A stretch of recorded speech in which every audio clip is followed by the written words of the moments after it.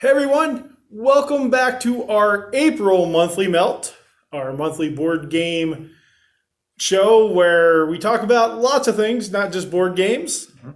Um, Talk about a game that we played this month. We have an off topic, which Tim has picked for this month. Yep. But we're going to start with our fives. And this week for fives, I got to choose the topic. So the last 2 months we did non-board game related top fives. Yep. So I decided let's do a board game one. We're a board game channel, Absolutely. As far as we know. somewhat of a board game channel. We try. So I decided let's do card games. So this is our top five card games, and Tim will start with his number five. Okay. My number five is Ascension, the deck building game. Used to love this game. Very high up on my list for a long time. A lot of people don't like the artwork to it. I like the slightly. I'm not gonna call it bad. I'm gonna call it like high school sketchbook. Like when you're bored in class, a lot of visible lines, sketchy kind of art that I you think see. the art's fine. I don't have an issue with it. I mean, I'm talking like the first one. It's got progressively better through. I think they're up to like their ninth version of the game, or More 10th, than that. something like that. I think it's way more than that. Um, Because they at least have three of the year Years, boxes. yeah. And that's 9 right there, plus the mini expansion things Yeah. and the regular apprentice edition. they only have two minis expansions. They don't. Well, no, they have like the Rat King and like 3 or 4 of those. Yeah, that's what I mean. But then you have the apprentice edition, which was like the first basic one. And, Yeah. Um, But yeah, I think Ascension's fine. I like deck builders. And I enjoy playing it. I mean, the reason this one probably dropped so far on my list is back in 2017 we went to Unrivaled. No, we went to Gen Con where you were part No, of I it. actually looked up when Unrivaled happened. It was Yeah. it was 2017 when we went to Unrivaled, and that's where I got to meet the guy. That was at Gen Con. Oh, was that Gen Con? Yeah. So that was Unrivaled. You did some other game. It wasn't Ascension. yeah, it was Ascension. No, it wasn't. Yep. I should know. I was part of it. But okay, so then it was the following year that we went to Gen Con, and I got to meet the guy, Justin Gary, my bad, the creator of the game, and he just launched their newest set, which was Gift of the Elements. So a lot of people were excited for it. Almost everybody that was there that played it hated it. There was just one mechanic that ruined the game where there was these special overpowered cards that you can only get doing certain things. And if you got one of them, you won the game. Pretty much instantly because you couldn't like combat it. And like when you talk to him, I was like, yeah, I would just play without these 3 cards. He's like, well, that's what makes this game so great. So he kind of like just blew off all the people saying, we don't like this one feature. As far as I know, that's the only version of that game that has those cards. Yeah, I think. But yeah, because a lot of people like the set where it has night and day. that was the year right before this set. Yeah. But yeah, Ascension's a fine game. I like playing the app version. Yep. That's how we play most of the time, even though we do have the year 2 and year 3 boxes. I don't think we've ever played the year 3 one No. or the year 2 one. No, we played the year 2 one. Okay. All the sets in that. But Yeah. yeah, I don't think we played the year 3 one. We'll have to pull that out and Yeah. give it a try. So for my number 5, we're going to stick with the deck builder category, and mine is Legendary. 1 Point Legendary was my number 1 game of all time. Still like the game. It's fallen a little bit. I'm not a superhero fan by any stretch. So it wasn't that it was Marvel. It was actually the first deck builder we ever played, I believe. I believe we played this before we played Ascension. Probably. And I just like the co-op mechanic of it. Mhm. And I do enjoy the theme. I think the superhero theme works well there. We have the base set. Like we have Dark City, the Deadpool expansion, which got to be played with the right people. It's not as fun as I thought it would be. We have 5 or 6 other ones for it. Yeah. But I like deck building. So this was right up my alley. And the first time we actually saw this game was at a tabletop day. And it was just released. And we were playing Castle Panic, and they brought that out. And we're playing it. And I thought, oh, that looks cool. Mm-hmm. But we didn't get a chance to play it. Then we got to play it about a year later. Yep. And just fell in love with it. My number 4, keeping in the realm of deck builders, which I think we only have a couple more on this list. Card games tend to lean towards deck builders because they're all cards, but mine is the DC Deck Builder by Cryptozoic Games. It is better than Legendary because unlike Legendary, there's not too much cooperativeness. I mean, you have to do a little bit to beat the bad guy, but it really captures the whole superheroes. When they get together, they normally end up fighting. Those are the issues that sell the best. You just want to see, Batman fight Aquaman or Wonder Woman beat up Green Lantern. Well, the DC Deck Builder really isn't a co-op game, where Legendary is complete co-op. Yeah. But you can score at the end of the game for points and have a single winner in Legendary, where the DC Deck Builder, you're not playing that co-op part of it. Mm-hmm. A lot of people don't. Well, they pretty much think that this could be a themeless game. It could be. Yeah. You'd slap any theme on it. But again, not being a superhero fan, I sort of do enjoy that because of matching, Green Lantern versus Superman or Batman versus Wonder Woman or something like that where you're facing those two people against each other. Yeah. I mean, there's always a villain there that eventually you get around to fighting. You're trying to beat that villain to get the points from that card. Yeah. And whatever special ability it may have, whether it's a one-term lasting. And we do have quite a few of the expansions for this. Yeah. Not all of them, but this is one that, I try to get as many expansions because Tim really likes this game. I enjoy this game. If I want to pull out a non-thinky deck builder where it's just 1 versus 1, this would probably be the second on my list of that style. Yeah. I mean, this probably would have been higher, except once again, I have a pedantic reason why I got knocked down. And that is as on the screen here, is the multiverse box, their big box. Now, this is a box they made to store everything in. Yes. This game has large cards made for the game. So you think, okay, they're making a storage system. Have it fit the things you make it for. Yeah, that was the one thing I was surprised. I got this for Christmas for you the one year. Mm-hmm. And yeah, I was super surprised that it didn't fit the large singular cards. Exactly. It does a great job of fitting everything else. Yeah. But yeah, just that one thing. But again, and it's also... I saw like a top 10 list of most expensive storage boxes. And this one was on the list, and it doesn't fit things for the game. So, but it's a good game. Yeah. So that was my number 4, DC Deck Builder. My number 4, The Grizzled. Just love this game. We don't play it enough. Mm-hmm. We played it with the expansion once. We don't own the expansion. No. And I'd love to get the new version with the minis, though I don't think they do much, but it does add like a campaign to the game. 2-player game, it's okay. Mm-hmm. Plays best 3 or 4, but really enjoy the game. It's a little bit of push your luck, a little bit of... just, okay, we need to be cooperative on this, but, maybe if I push my luck and I don't tell you, there's a lot to it. And, I think the theme sort of fits, and I enjoy the artwork on it too. There's not much artwork. No. I enjoy the little standee guys, but It's a very thinky, cooperative game. Yeah. Um, my number four, or sorry, my number three Yeah.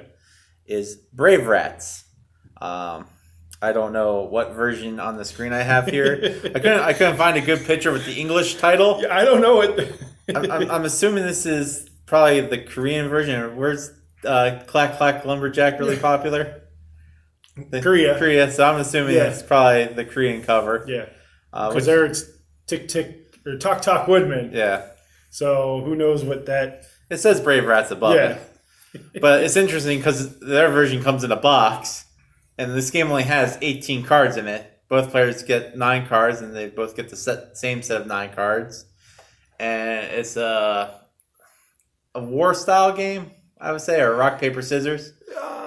More like war. Because, it's either the highest one wins, or each card has a special thing. Like if you play the prince and I would play the princess, I would win automatically. Yeah. There's an assassin, a spy, and this is a remake of an older game.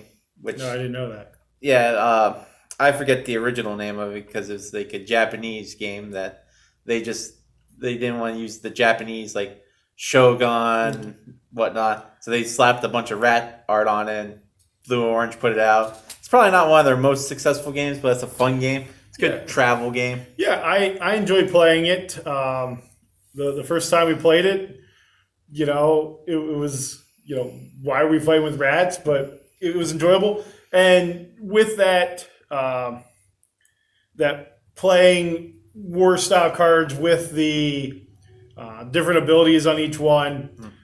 By enjoying this one, I think that sort of helped. I enjoy Fox in the Forest, even though that didn't make my list here. But that's the same way where you have the different cards with different abilities. If you play a 7, it always beats this or things like that. And this was our introduction into that style of game. Yep, so that was my number 3, Brave Rats by Blue Orange. And my number 3 is an older game, but I absolutely love it, Guillotine. First time we played this, just took me a little bit to grasp how I wanted to move people around and how to do things. But once I got that down, I love this game. Mm-hmm. Great back and forth for 2 players. And really just the thinkiness and crunchiness of, okay, I'm going to play this card to move this guy back in line because he'll end up, getting to the front of the line when it's my turn to take him. And then you play a card that moves them someplace else or moves a card to the front that hurts me. And just the back and forth of, trying to move those cards around. Mm-hmm. Really enjoyable. I just it's a simple game, but man, do I love it. Yeah, I think it's one of the few games I haven't beaten you in. It's a game I'm not good at. For some reason, I can't figure out the whole line structure. I guess maybe because I don't like lines in real life. I just walk to the front. People can stand in lines. I don't have to. Right to the front I go. I'm one of those people. Yeah, it's one of those games that it's not abstract. No. But it plays a little bit like that, I think. Card manipulation. It's one of those games you wouldn't think I'd enjoy or be good at, mm-hmm. and I just like it. Yeah. And it's one of those games, if you ask, hey, do you want to play it? I'm up for it all the time. Mm-hmm. So that's my number 3, right? Yeah, 3, Guillotine. My number 2, getting back into deck builders, is Hero Realm by not White Wizard Games, just Wizard Games now, I believe. That's what they go by. Or Wise Wizard Games is what they are. Trying to keep their names straight. This is the people that brought Star Realms, mm-hmm. a very popular 2-player deck building game. It's essentially just Star Realms, but it can be played up to 4, and you slap a fantasy theme on it. So, you got your orcs, your wizards, your ogres, your regular humans, which are always my favorite characters in Fantasy World. Just a fun game. Has a couple campaigns now. Apparently, they're getting ready to launch their 3rd campaign either early next year or late this year. It's been pushed because of the pandemic that's still currently going on. Yeah. You have played this with me, I believe. We played one time. Okay, you've only played it with me once? I've only played it one time. I've done the campaign, at least a couple of them by myself solo. And I played it a couple times up at our place, our local friendly game store. But yeah, it's an enjoyable game. I mean, I'm assuming you like it because it's a deck builder. Yeah, I mean, playing it one time, I need to play it more, but I am a deck builder guy. So it's my number 2, Hero Realms from Wise Wizard Games. And my number 2 is actually one of the first games we played getting into the hobby. And that is Birds of a Feather.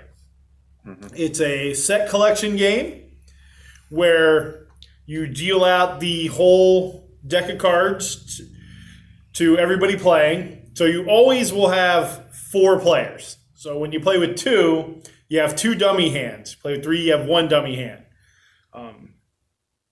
And then you play your first card, which doesn't do anything scoring-wise. No. Then that card sort of goes in, you push them all into the middle, and then you have, so each bird is either no wing, single wing, double wing, or egg. Predator. Yeah, and predator. So I don't think there's no wing. I think it's single wing, double wing, egg, predator. Yeah. And then there's grasslands, wetlands, forest, and desert. Yep. So after you push that first set of cards in, the next card you play, you want to play with something else that's out there. Because then, so if there's forest out there and you need forest, you're going to play forest because then that scores. Yep. So it's set collecting kind of, because after you play that second card, that first round of cards goes away. And that second set of cards is then what you're using to score off of. Mm-hmm. And so you actually score off of any of the previous round, if any of this is making sense. No. I know I don't do a good job at explaining.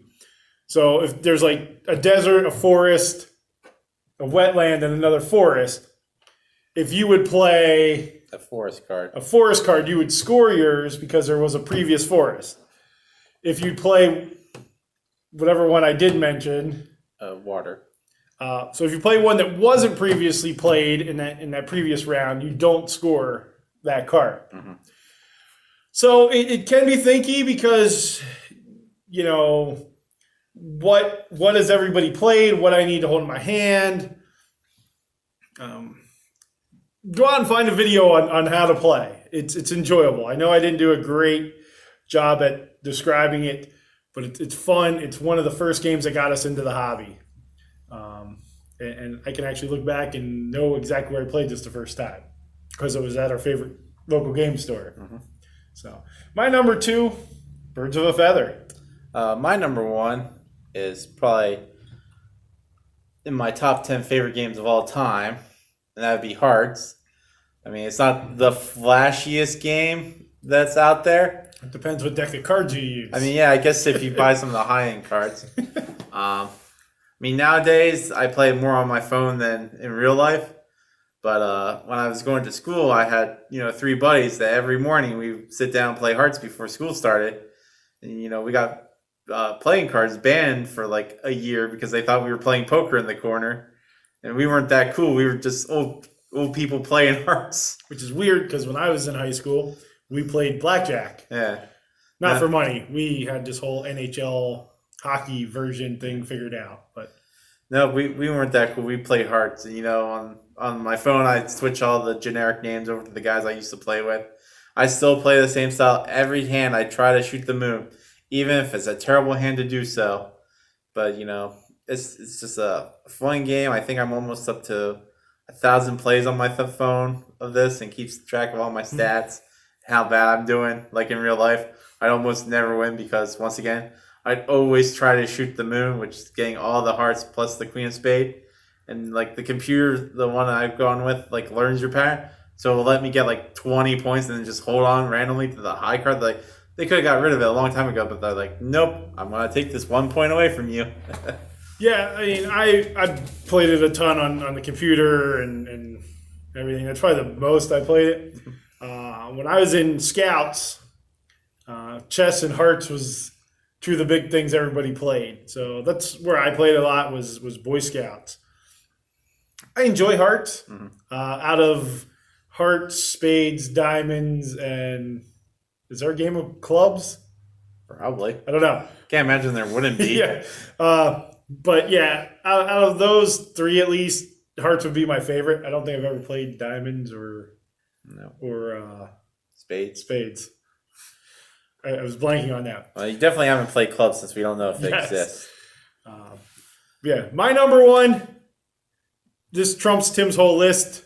Just with this game, I love this game. Terrible. It is my number one game of all time.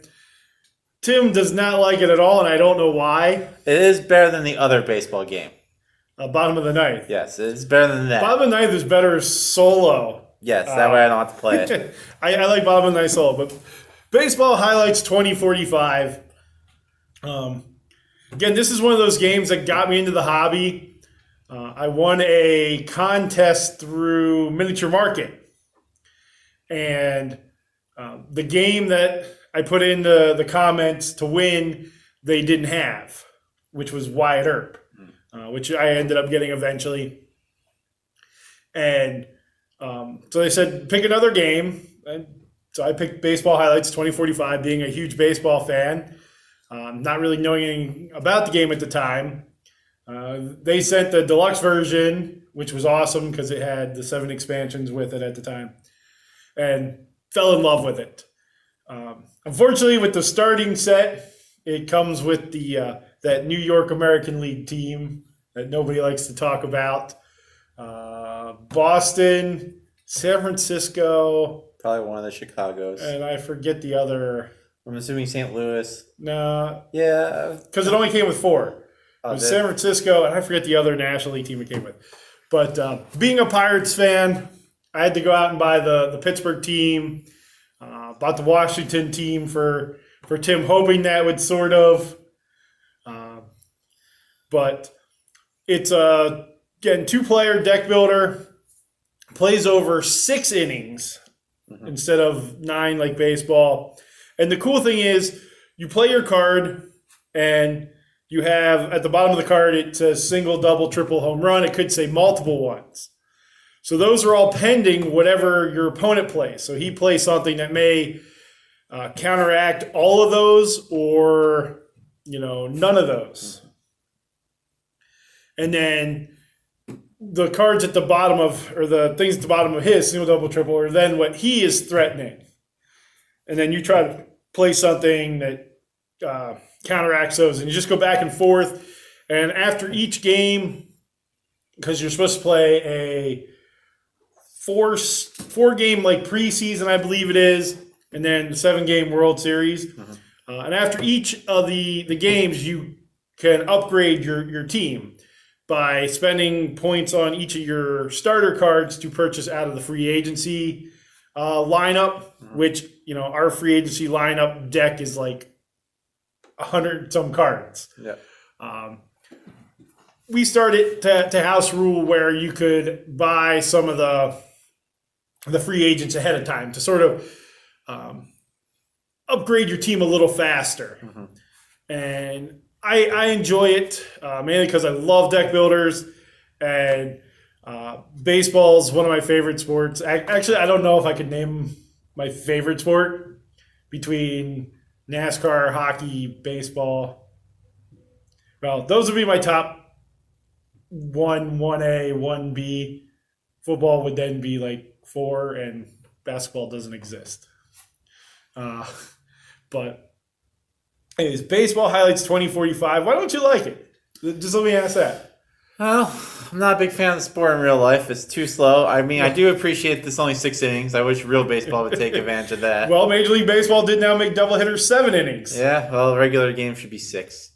I think lack of team names. I always find that terrible with both sports cards that don't have rights, like things like that. Like this Seattle, Where Panini doesn't have and they don't have like logos. rights for Major League Baseball, so they don't have logos on they airbrush the logos and everything.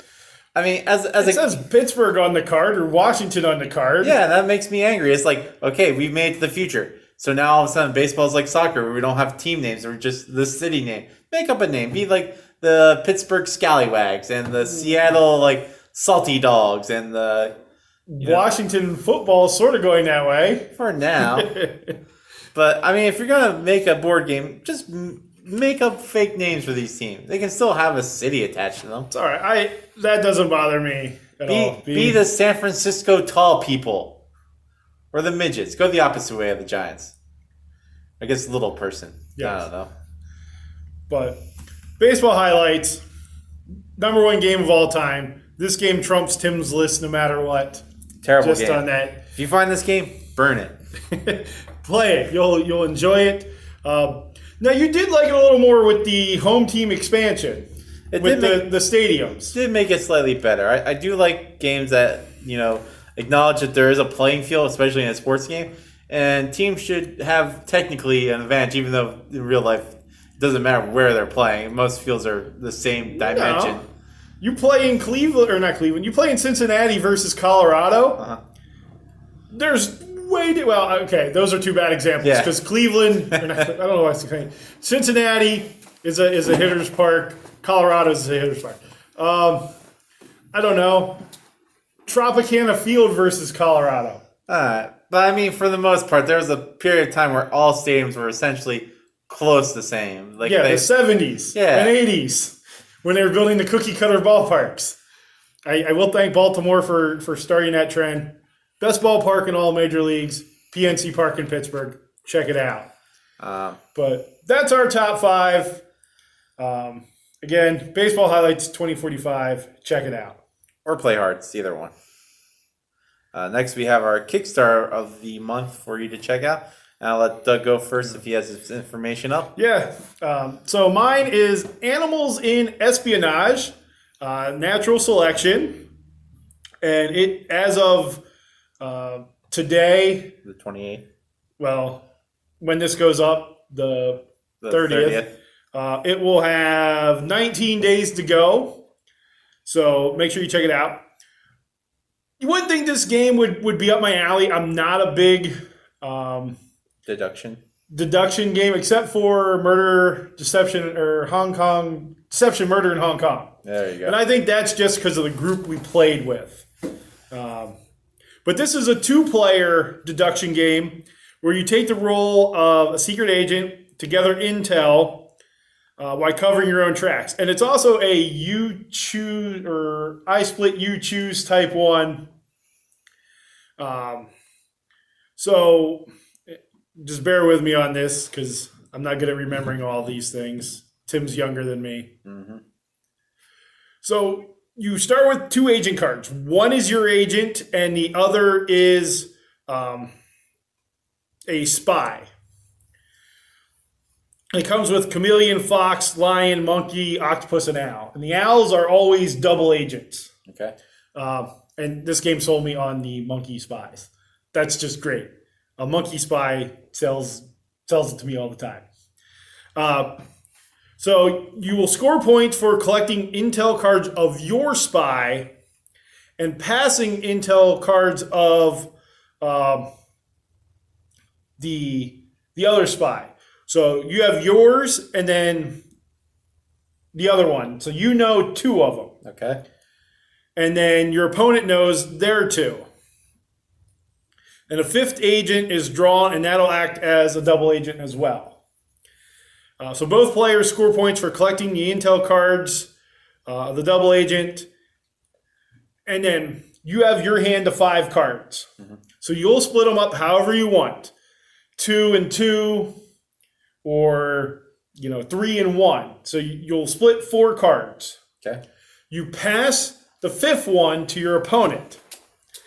Your opponent will then put that card in one of the 2 stacks, and then they take one of the two. They don't have to take the stack that they put the card in. Mm-hmm. So they'll take one of those two stacks, and then you get the other two, or the other stack. Okay.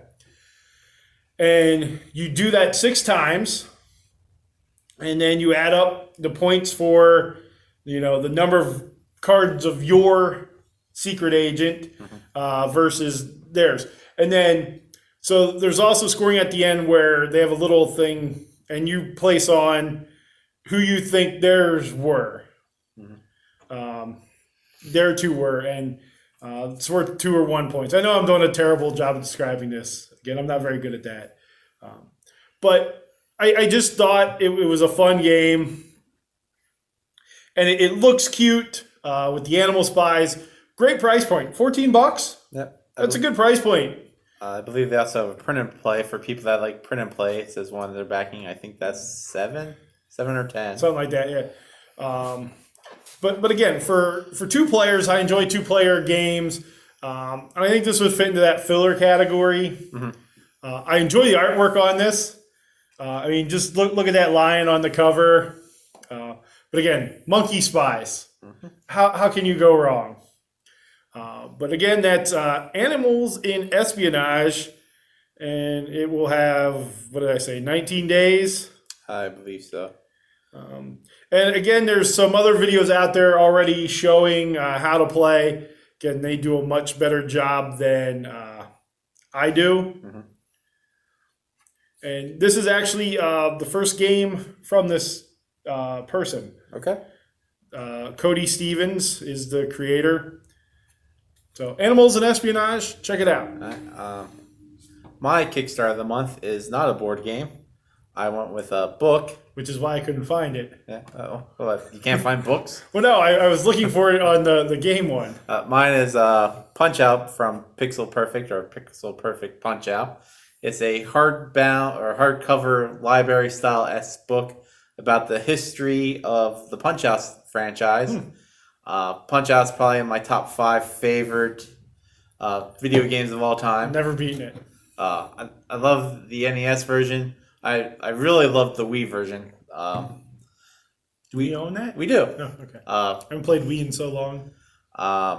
This book gives you a bunch of history of the franchise.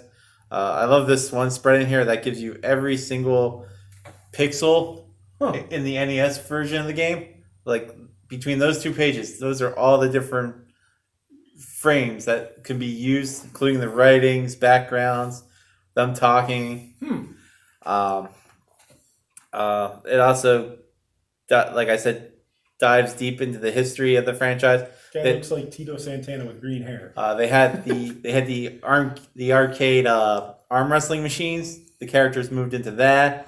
They moved into wrestling at one point. So that's my guess why that guy looks like Tito Santana. Well, that's your that's your wrestler. It does say what his name was. It's not Mac. Couldn't recall if I had to. I never actually played the wrestling one. I don't remember him. I remember the arm wrestling one. I don't remember the wrestling one. I don't remember either of those. It did give a fun fact that I didn't realize when I was talking about the Wii version. It's the first video game to have over 10 different characters from different countries voiced by those native country people. Like the person that voiced Glass Joe was French. The person that voiced... Well, in the regular Nintendo, there were no voices. Well, yeah, but like just in all video games general, like when you have games that take place in like other countries. So later on, did they talk? Yeah, they in the Wii version before they fight, they taunt you in their native language. Like Glass Joe's, I think says in his like, "This is my last fight. I'm too old" or something like that. I just don't remember that. I'm gonna have to pull that out now. I'll have to hook up our Wii and So like all the characters that they list where they're from, like I can't remember. Bull Buell is Bull Bu. I was gonna say Bull Buchanan, but no, he's a wrestler. Bad Bull. Is that Bald Bull? Yeah. Bald Bull is from Turkey or Istanbul, which is Turkey. And they have a Turkish actor taunt you in Turkish, which is very interesting. What'd they do for King Hippo? It's just they got Samoan to like do like the didn't Roman think- Reigns like he- roar. He wasn't Samoan, was he? He's American. They list him from like the American Pacific Isles in the I didn't game. know that's where King Hippo came from. Yeah. Well, you couldn't tell by the old 80s stereotyping? It's been so long since I played this game. You know, I remember Glass Joe, Yep. Don Flamenco, Yep. He's Ball Spanish. Bull, Turkish. King Hippo. American Samoan. Was it Tiger something or other? Tiger Singh. I was going to say Tiger Ali Singh, but that was Again, a wrestler. Tiger something. Piston Honda. Piston Honda. I forgot about him. Well, they changed the name from because that was the arcade version, but Honda, the company. I'm sure. Yeah. It was a great game for NES. Yeah. I don't know if I've ever played it on Wii, and we own that. I love watching people play the NES version blindfolded because it's a game that has audio cues. It does. And you can literally beat the game blindfolded, and it's amazing to watch it happen. I can't beat it with sight. Yeah. Maybe that's how I need to do it. Mr. Sandman with Yes, Philly. Mr. Sandman. He took over for Mike Tyson in the home versions because Yeah. they didn't have Mike Tyson in the home version due to licensing. Yeah. Great game. The only old school game. The only character they don't really have in like the home console that actually got cut because it seemed too offensive. Like they moved all the arcade ones over except for one, was Pasta Pizza. I don't remember him at all. He was Italian. Yeah, and he was in the arcade version. Apparently. Okay. I never played the arcade version. Yeah, but yeah, I was right at the beginning of the Nintendo.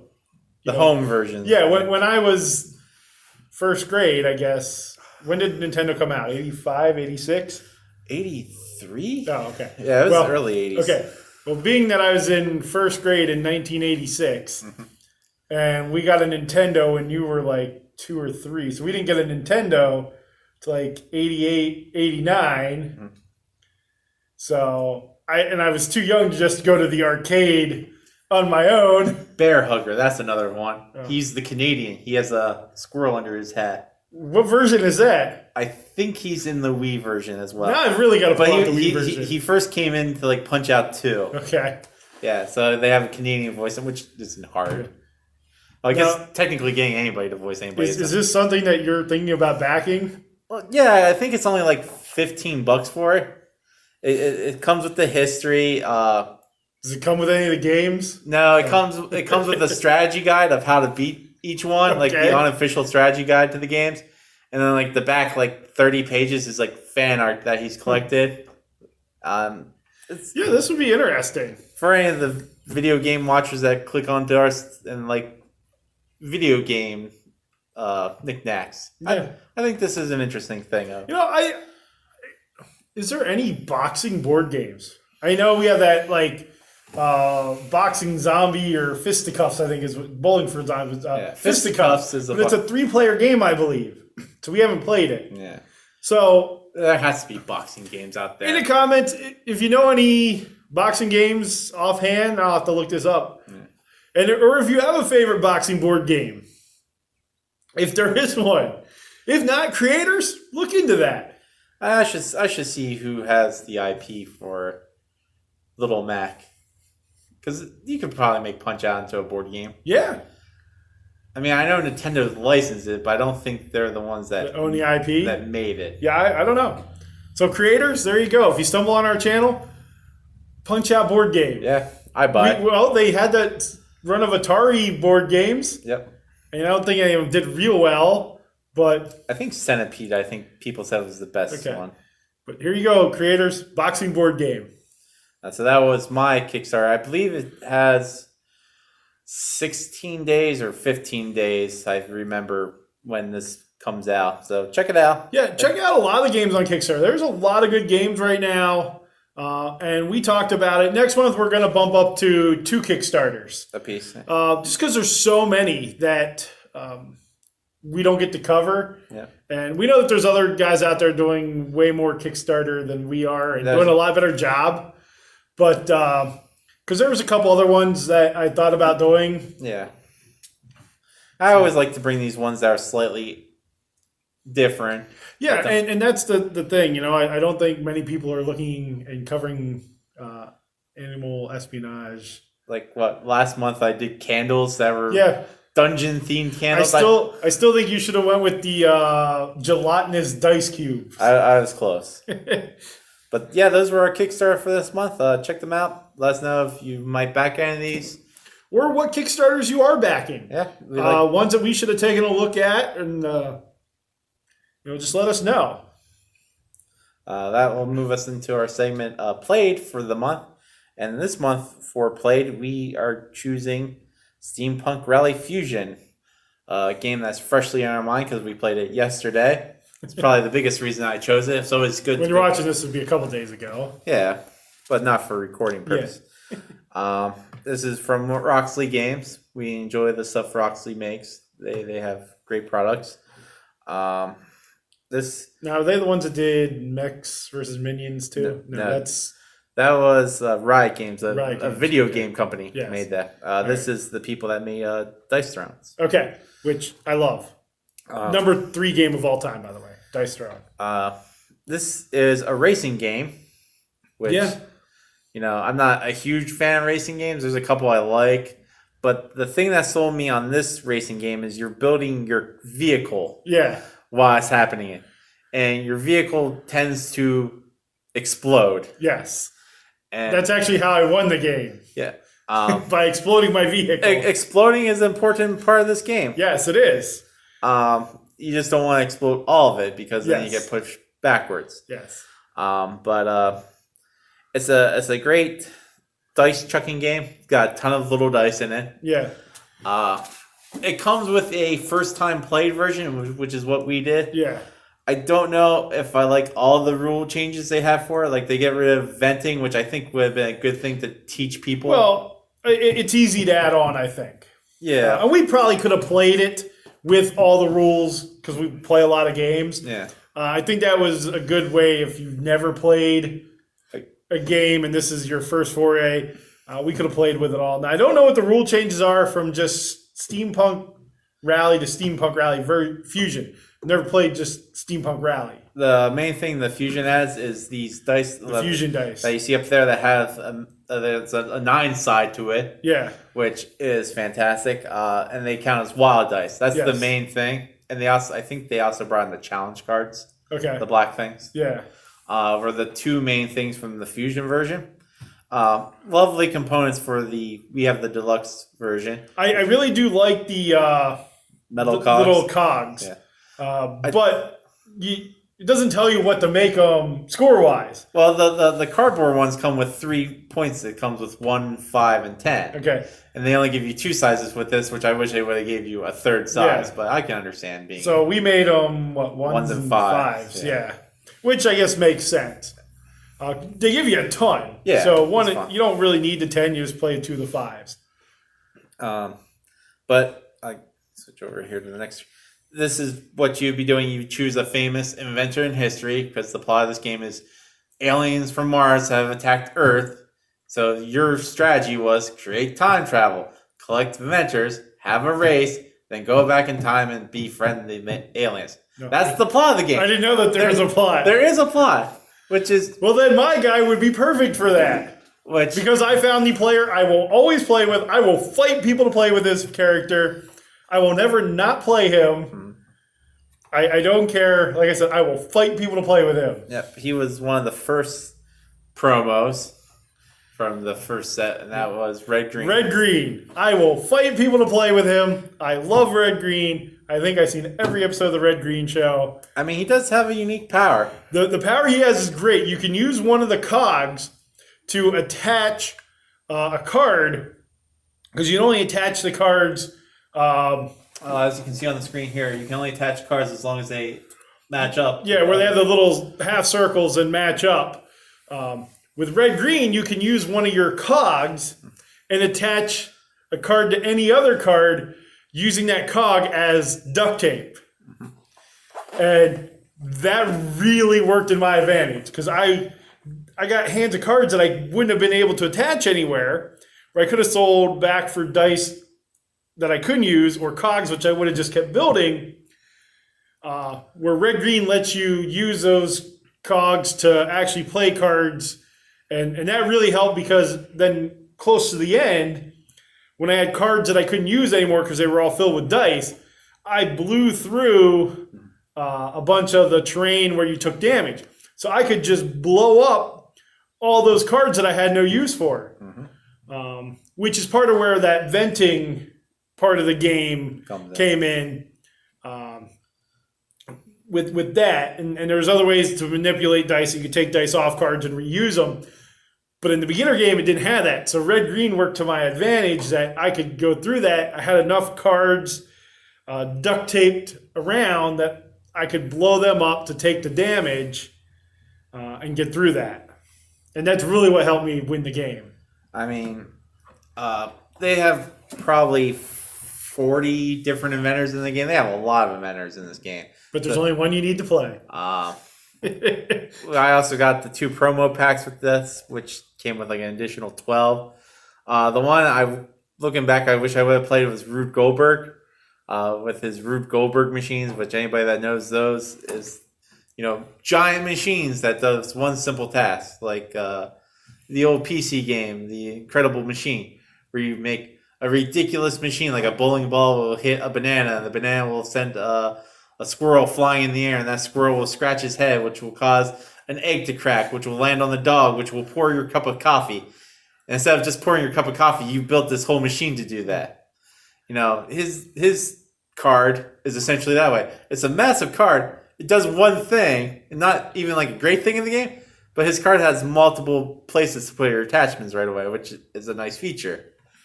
But yeah, each I was going to call them here, each inventor. Well, inventors they are heroes, yeah. Each inventor has their own unique, thing that their card can do that you start off with, which is nice. Yeah, because now red green only did the duct tape thing, but yours, you could get a red die every turn. Yep, or a cog. Yeah, or a cog. So that was helpful for me. Once you figured out, hey, I forgot I was doing this. Yeah. But artwork, I really like the artwork. Yeah. As you're building that machine, it looks super cool. The colorful dice, I really like the fusion dice, even though they're bigger, which I guess makes sense. Well, it has to be able to fit 9 pips on one side. So they're bigger than the normal dice, but they look really cool.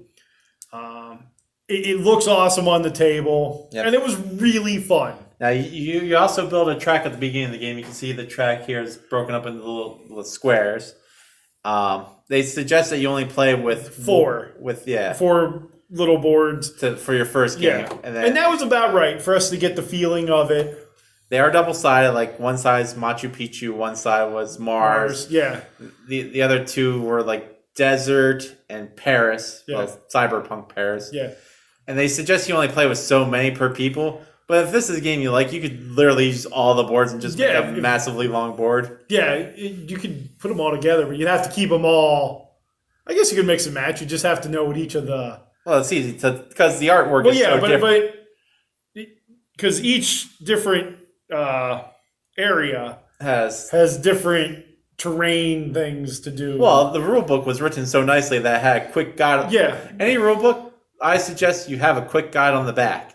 Massively big that breaks down all your icon or the player card. The player cards are nice, but like just a quick glance over and be like, oh, it's this. Yeah, or have a player card with that too. So. Yeah. But yeah, the rule book was written nicely. Mm-hmm. Again, like the artwork, I thought it was cool, colorful. Yep. Definitely a game to check out. If you already own Steampunk Rally, do you think they should get this one? I think Fusion adds enough differentness to it. Plus, it gets you the more inventors, which is always nice because they do unique. You'll have more boards. The only downside I have to say about this, and I have this about most racing games in general, it's not whoever crosses the finish line first. It's the furthest, which no race in real life is like that. You don't run like the Boston Marathon. It's like, I won. And then you like collapse and it's like, the guy that finished an hour after you just kept running, so he wins. I don't think all racing games are like that. Flamme Rouge is, I believe. Yep. But I don't think. I think Formula Day is. Because you can still finish first, but the cars... Yeah, but the one from Recreation Games, Downforce, isn't like that. That's the first three finishers because you're betting. Yeah, I would call that a betting game over a racing game. But you're still racing. There's racing that happens. Like, you're not racing for them. You are a bettor. And loving racing and racing games, why am I drawing a blank on the GMT game? GMT one. Automobiles? No, the other one. The one where the game ended because of rain. And you were like super happy that it ended. Yeah, I was glad that because it was boring. Thunder Valley. Yeah. So boring. No, it wasn't. Again, we played with somebody who wasn't playing. Wasn't playing. Was there but wasn't there. Yeah. And you played with this guy where he left in the middle of the game to go get a haircut. Yep. And then came back. I was wondering if it was his turn. Yes. So, which I would be amazed because it was a small game. I'd be amazed if it wasn't his turn. So I think that was part of that. Yeah. The Monza's probably the best racing game. I'm not just saying that because it's a kids game. It's fun. But no. Anyways, Steampunk Rally Fusion, fun game. I enjoyed it. Mm-hmm. Definitely would make my top 5 racing games. Yep. This is because it plays up to 8. This is one game. Ooh. This is because you're supposed to play simultaneously. Yes. So I think it would actually benefit. Everybody drafts. I mean, that's the only thing the drafting is the slowest part. Yeah. Because then everybody rolls their dice at the game. And everybody does, everything else simultaneously. Then you move everything, and then you do the rest simultaneously. So, yeah, it could... So I don't know if I want to play with 8. If you got a good 8. Yes, it would have to be the right group. I mean, if you have people checking out on you. Yeah. The group that we... Hey, sorry about that last segment, just cutting off there. We did have a camera issue. So we recorded the whole thing. It cut off off topic, so we're back now. We'll record off topic right now, and we'll try to act as surprised as we did the first time we recorded this. So yeah, this month my off topic, as you can tell, is milks, mainly milk alternative.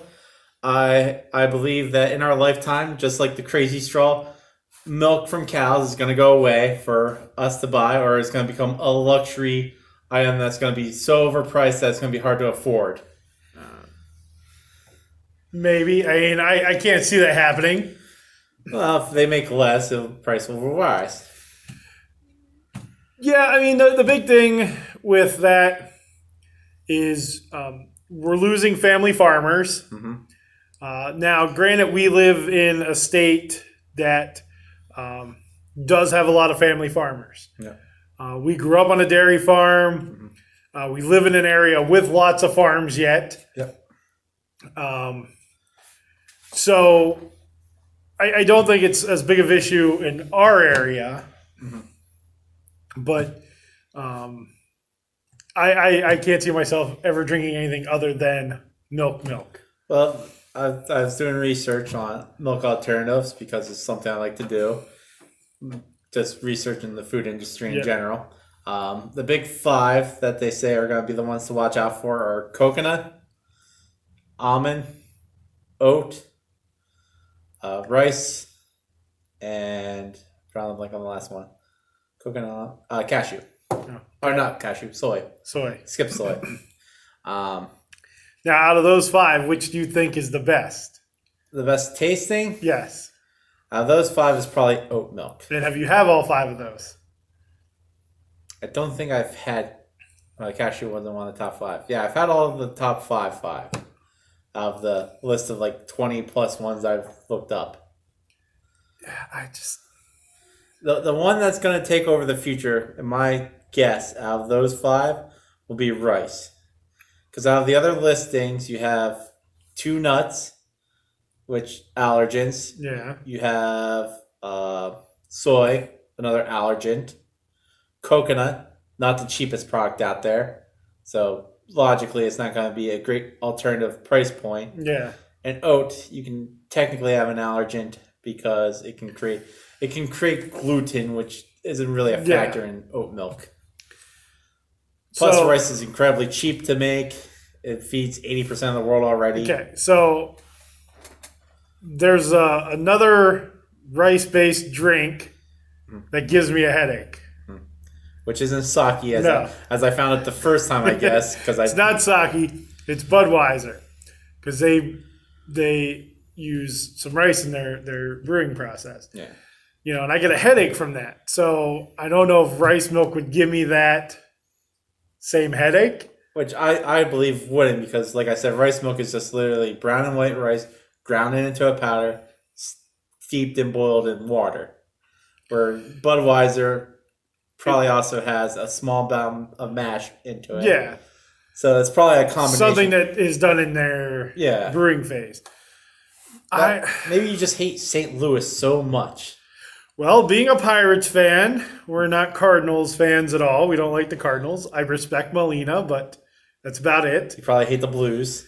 I'm indifferent to the Blues. The St. Louis Blues, not like blues the music. Yeah. You hate the Rams so much they left.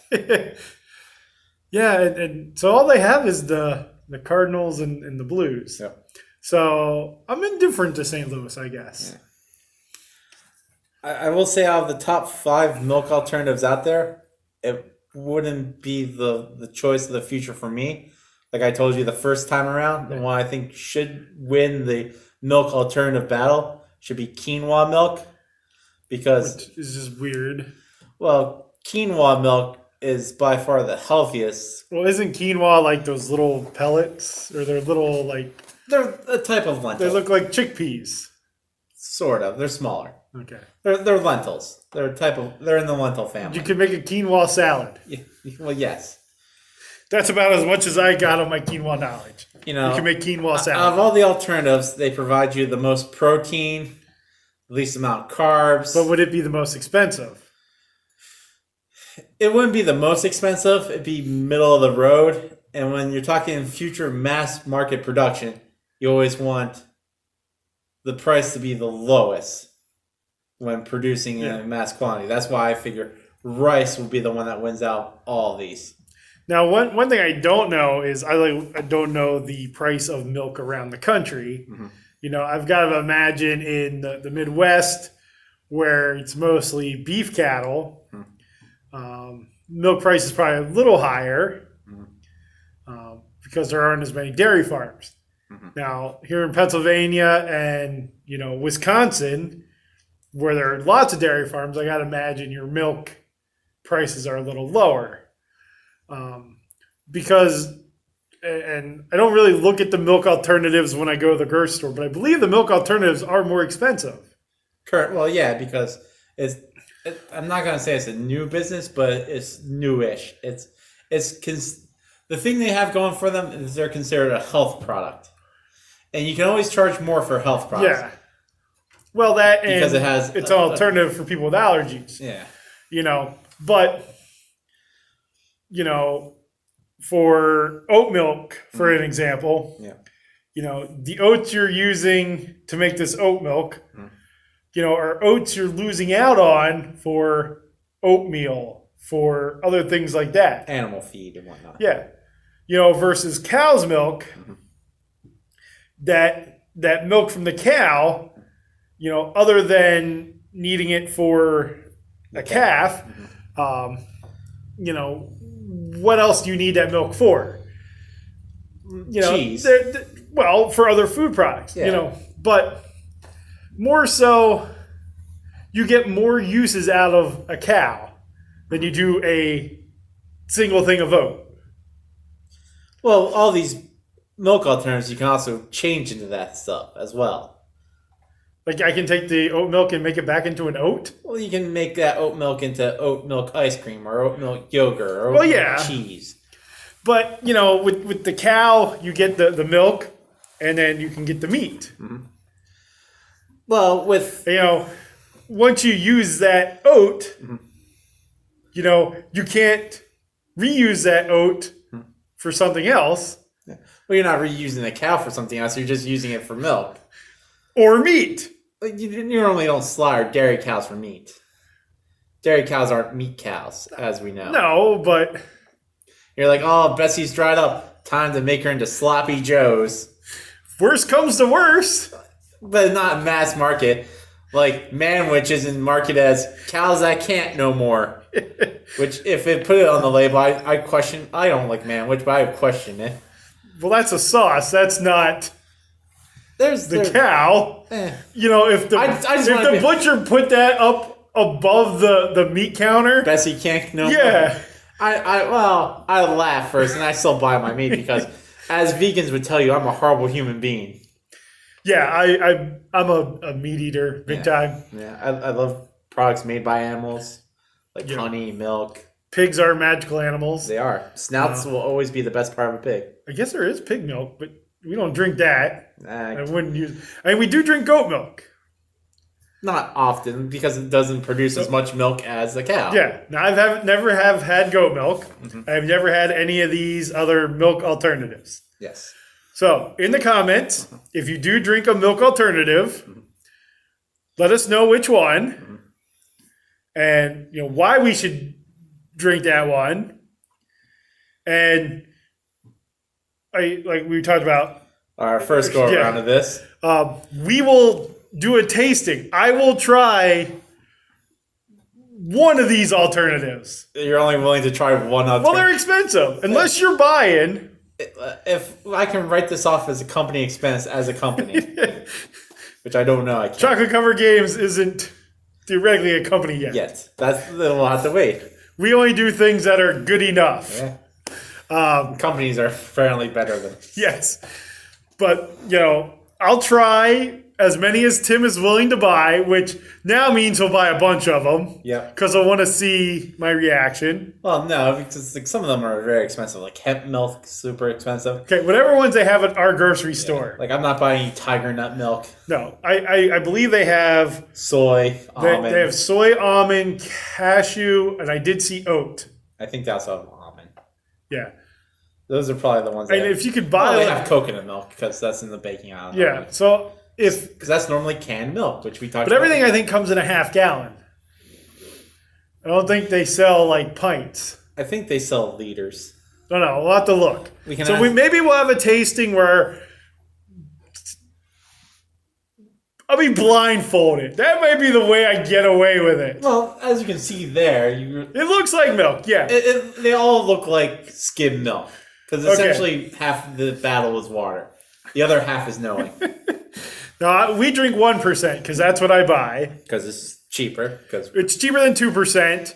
But I think just 1% for me, I like the 1% milk. Though chocolate milk, the dairies in our area, we have, good company. they are dairies because they also run convenience stores. So we have Rutter's dairy, we have Turkey Hill, and we have Gallagher's. Now, the one dairy, Rutter's, promotes their chocolate milk as whole milk. And I do like their chocolate milk. So Maybe that's what I'll turn all these into chocolate milk. yeah, but then you're going to taste the chocolate milk, not the milk I'll or use whatever. Vegan chocolate. Whatever. Which I'm not sure if chocolate. I'm sure there is. It can be. It's know- very bitter. But all I taste is the chocolate. I wouldn't taste what the thing is. Yeah. So maybe I'd have to take a sip regularly, and then we'd mix it with chocolate syrup, and I'd taste it that way. Because that would maybe the only way I'd be willing to go all in is if it would be chocolate. The only downside from you trying all of these milk alternatives, I think, is you would be so hateful towards vegans afterwards. Oh, no. You would go out and be like, grr, these vegans have messed up milk. That you would go the other way with milk, and our household would become a buttermilk only household. Buttermilk in our coffee, in our cereal. Well, you don't drink coffee. That's why that part wouldn't bother me. I could drink straight up buttermilk. It's not terrible. It's Well, tiny. in the, I was going to say the before times. Before the cow. No, but like, back in was the 30s, 40s, 50s, people drank buttermilk. People drink buttermilk just as is. Yeah, it's fine. It's delicious for pancakes. and it's delicious drink. It will kill you. That's why I'm assuming vegans hate. Plus, it contains both butter and milk. Yes. No, but I don't know if there is vegan buttermilk. and part of it, I guess, is just growing up on a farm. Yeah. We always had milk. I love cows to this day, even though they've attacked me multiple times. And so the place that our parents worked, we also had an unlimited supply of milk because they got it as part of their pay. Plus, every other week they would substitute taking care of kids. And in the homes where these kids were, they had these gigantic coolers that they'd put 5-gallon bags of. See, you have had bag milk. I know I've had bag milk. Yeah, see. We'll get to that discussion. Okay. Of vanilla milk. No, white milk. Yeah. They do make vanilla milk now. They do. But standard cows don't produce vanilla milk. No. Regular white milk, chocolate milk, and there was always like an iced tea in these coolers. And man, I could go through 5 gallons in a weekend. So we always had milk. And I grew up on milk. I think we'll be safe in the future when it comes to when milk's no longer, when milk won't be outlawed. But we have an advantage where we live. We have the Amish. Well, and we have lots of dairy farms. Yeah. And we have those big 3 convenience store / dairies. And we have... but like I said, they'll probably switch over to milk alternative as their main thing. Well, plus we also have Swiss. Yep. Is in our area. Harrisburg Dairies. I was going to say Clover, which is out of Reading. So we have lots of dairies in this area. And I know that there's parts of the country that do where that have that, Wisconsin. But you get to other parts of the country where their only choice for milk is Dean's out of Texas. Now, granted, there are those dairies where they pasteurize the milk around the country. But we just have so many options where we live. But we're losing farms because today kids grow up and they don't want to be farmers. Yeah. They want to be a non-farming job. Yeah. Pennsylvania still does push agriculture is still our number one business. Absolutely. And I like what I see, and I don't want to go into the politics of anything. But I like that our state is an agriculture state, and they want to keep that. They want to stay an agriculture state. And I've seen a lot of good over the years here with helping preserve family farms. Our grandparents had cattle on their farm. Fortunately, in the late 70s, a tornado came and took out the barn and they never rebuilt. But so growing up where we did, your option was regular milk. Well, they didn't have these milk alternatives when we were little. Yeah, vegans didn't exist until the 80s. So, fun fact. Look it up, internet. Now, we talked about earlier, and so we get this, our parents being senior citizens get a food box every month through the area senior agent area, something like that. Help for old folks. Yes, help for the seniors. So they get a box every month with some staples in it, and one of the things in that is a box of shelf-stable milk. Now, our parents won't drink it because our mom only drinks 2%. So they give it to us. Now, I have drank that, but I shouldn't say I've drank. I've used it in recipes, and I put it on my cereal. So I've never straight up drank it. It's not good. I'm guessing you have? Yeah. So is that... I haven't looked at the ingredients. So you were thinking that could be a milk alternative. It's not just... I think it's probably just powdered milk and water, which... would make sense. Because powdered milk takes certain things out of the milk that make it unstable. Yeah. I mean, now in their last box, they sent home with us this last time we visited, a bag of powdered milk, which you mix with water. Yeah.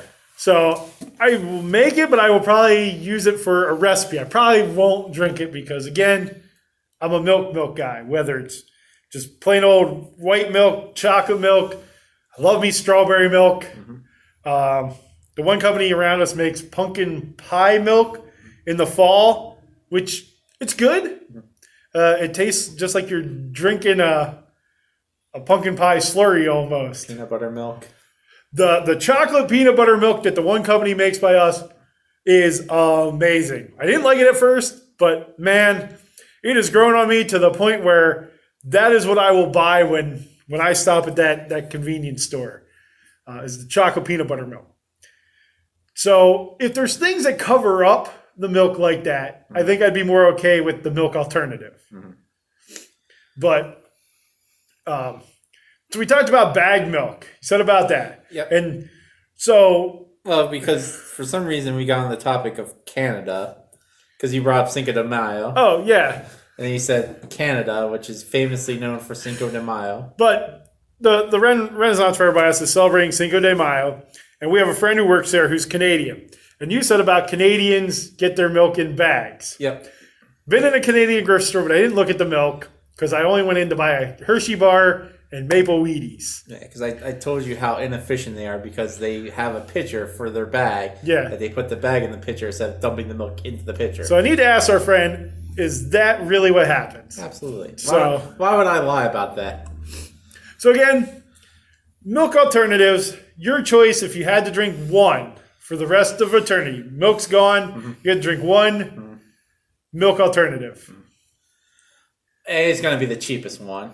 So you believe rice? Rice will probably end up being the winner because it will be the cheapest to produce. You can produce a lot of rice. It already feeds most of the world. But if I had to go on flavor, like I said, it'd be probably quinoa followed by oat.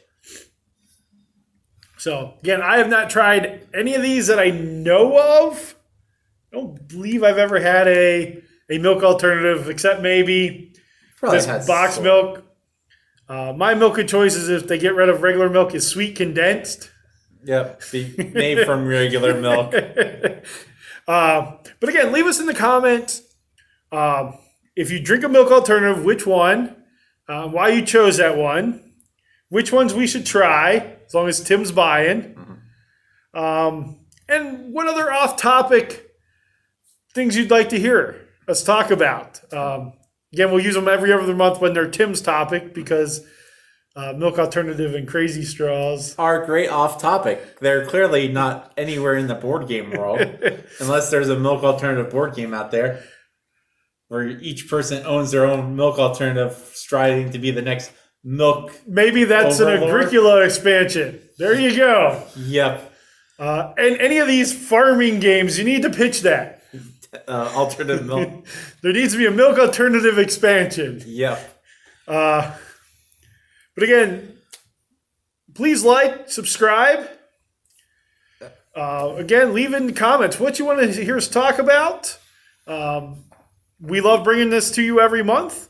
I'm Doug. I'm Tim. And thank you for watching. Bye.